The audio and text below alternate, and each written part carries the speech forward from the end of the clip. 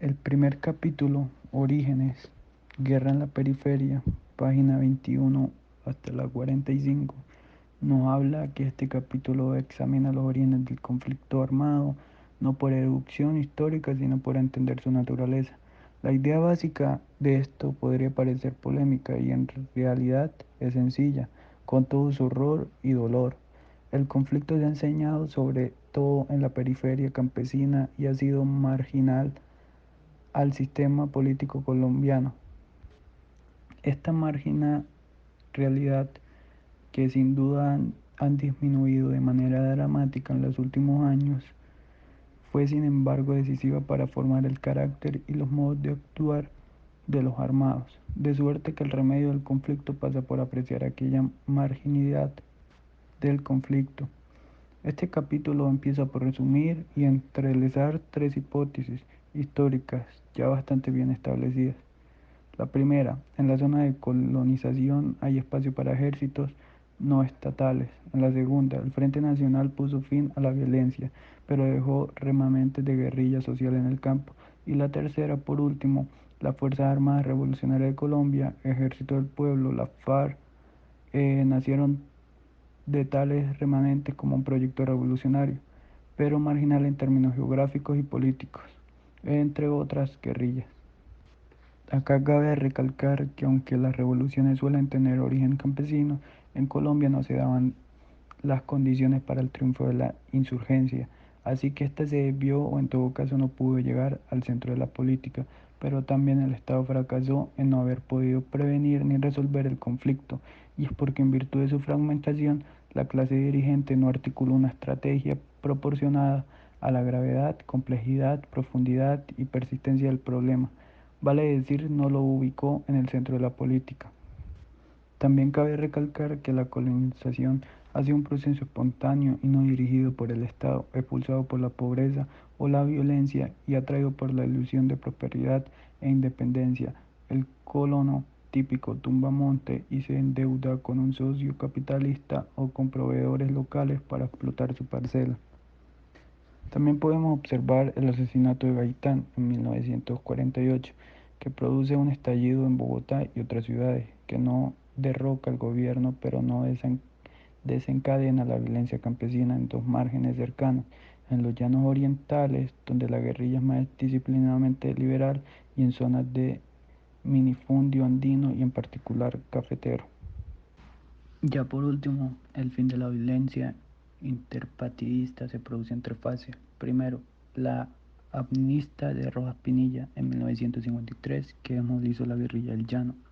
Luego, el Frente Nacional, pactado en 1957, que establece la paridad y alternación entre los partidos, con lo cual se desmovilizan la- las restantes guerrillas liberales y las bandas conservadoras, pájaros.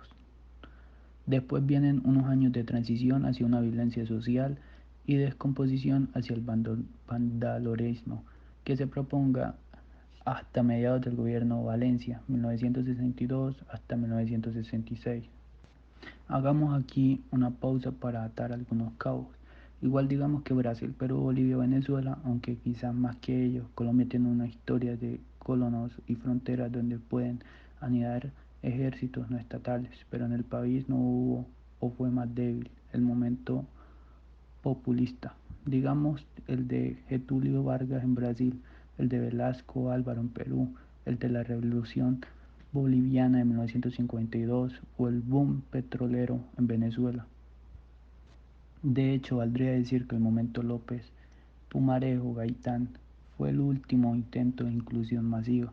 La violencia social que de uno u otro modo venían crujiendo desde años 20 reventó al detenerse la revolución en marcha y rápidamente se desvió a la violencia.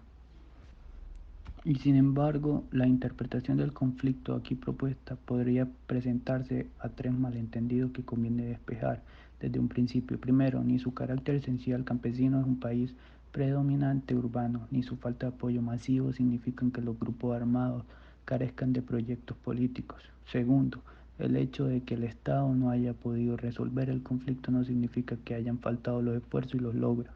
Tercero, que el conflicto se asiente en la periférica, geográfica y política, no significa que el centro debe ser la fuente, el objetivo y cada día más el escenario del mismo. Buenas, profe, pues el documental sobre No hubo tiempo para la tristeza no habla pues que no hubo tiempo para la tristeza pues en Colombia, ya que hubo un escenario de conflicto armado durante más de 50 años y como los ciudadanos han sobrevivido a este lugar de periodo de violencia, el relato refiere los hallazgos de informe. Por ejemplo, Basta ya Colombia, Memorias de Guerra y Dignidad, elaborado por el Centro Nacional de Memoria Históricas. Ya ahí también podemos observar que se presentan a hombres y mujeres que desde la Chorrera, Bojaya, San Carlos, las orillas del río Cararé, Valle Encantado y Medellín dicen que Colombia no pueden permitir que la atrocidad de la que ellos fueron testigos se repita.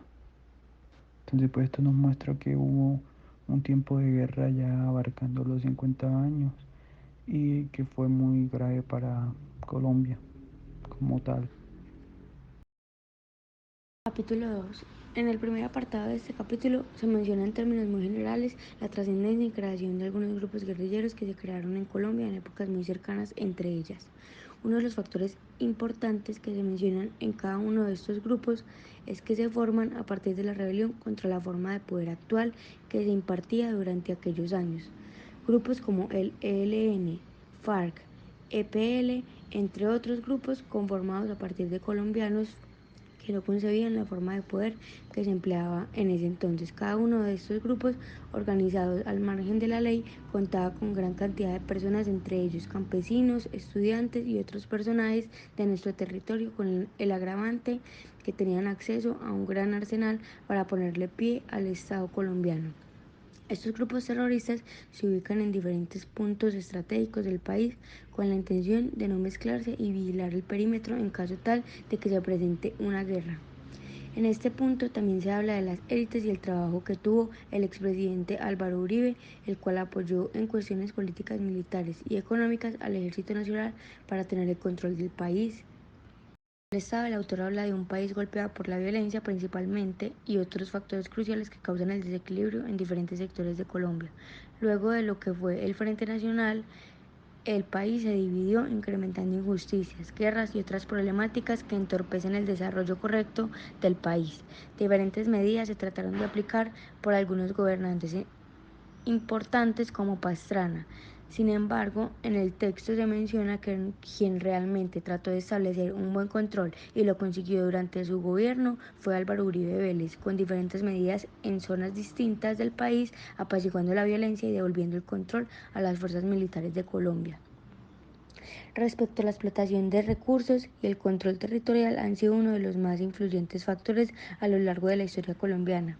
Es por lo anterior que el autor plantea en el texto diversas disputas territoriales y determina el problema agrario como uno de los principales obstáculos de desarrollo en el país, tanto grupos armados, el narcotráfico y también las Fuerzas Armadas y la población campesina se encuentran en diversos conflictos por mantener el control y la paz del país en este aspecto de la disputa que se evidenció en la época del Frente Nacional. Las guerras, la falta de acuerdo y la desprotección social han hecho que el pueblo colombiano esté dividido y no haya la forma de sentirse respetado por un solo gobernante. A pesar de que también se tiene claro que la constitución política cobija a nuestro Estado, la misma manipulación política ha hecho que se perturben y se incumplan las normas que ya están pactadas por la ley. El narcotráfico, por su parte, es uno de los problemas más grandes que ha tenido el país desde la década de los 80 con el cartel de Medellín, Cali y otros grupos que han peleado por el control de drogas. Esta misma problemática interna se ha trasladado, o mejor dicho, se ha expandido en otras zonas internacionales que también ha presentado problemas con Colombia.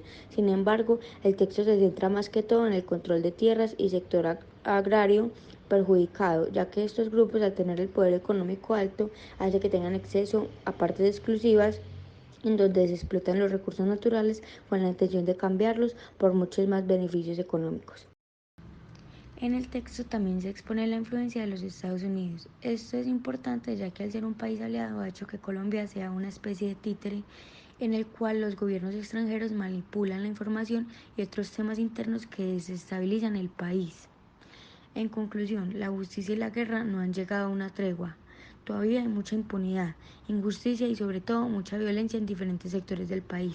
Colombia es un estado que ha pasado por intermitentes épocas de guerra y dolor. Su gobierno tiene muchos vacíos y es débil. Mientras no se trabaje y se concentre la fuerza equilibrante en los diferentes obstáculos que padecemos, no se va a poder evolucionar y desarrollar en materia política, economía y social. Los dilemas de la construcción de paz para el posconflicto. Revista de Estudios Sociales de la Facultad de Ciencias Sociales de la Universidad de los Andes. La construcción de paz requiere actividades que van desde desarmar a los excombatientes, destruir armas, remover minas antipersonas, hasta repatriar refugiados, monitorear elecciones, proteger el medio ambiente, avanzar en la protección de los derechos humanos, reformar y fortalecer las instituciones gubernamentales y judiciales, apoyar la reconciliación de la sociedad, lo cual es un tema bastante complicado debido a la cantidad de daño que la guerra le ha hecho al país. También es importante promover los procesos formales e informales de participación política. Por otra parte, la construcción de paz para el posconflicto refleja una tensión entre una visión minimalista de los retos del posconflicto, que es reduciendo las secuelas del conflicto, la reconstrucción de la infraestructura destruida, y una visión maximilista que está como más enfocada en parar la guerra, en generar las condiciones propicias para fomentar el desarrollo económico, político y social del país, para superar las consecuencias del conflicto, como lo son la pobreza y la inequidad. Los minimalistas consideran que hay como errores conceptuales para la construcción de la paz, pues no todo lo que es esencial para el desarrollo lo es para la construcción de la paz. Entendida aquí como el cese de hostilidades, la recuperación de los daños causados en el transcurso del conflicto, bajo la supervisión autoritativa de un tercero, si es necesario, y la instauración de los mecanismos judiciales, políticos, económicos, que sean necesarios para prevenir que en el futuro haya nuevamente violencia o haya un nuevo conflicto armado. Por otra parte, los maximalistas sugieren que una construcción de paz para el posconflicto que no ataque problemas como la pobreza y la inequidad es insuficiente. La de los minimalistas, digámoslo así, sería pues como una paz negativa, que está caracterizada por la ausencia de violencia más que la construcción en sí de la paz.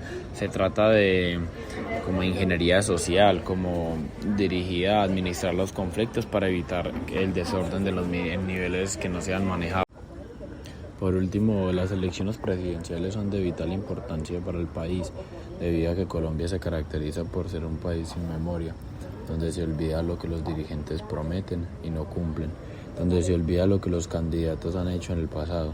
Es un país muy conflictivo, con pensamientos muy divididos, donde todos tiran para diferentes caminos y ninguno de esos caminos es en pro de favorecer al país, sino en llenar los bolsillos de los dirigentes.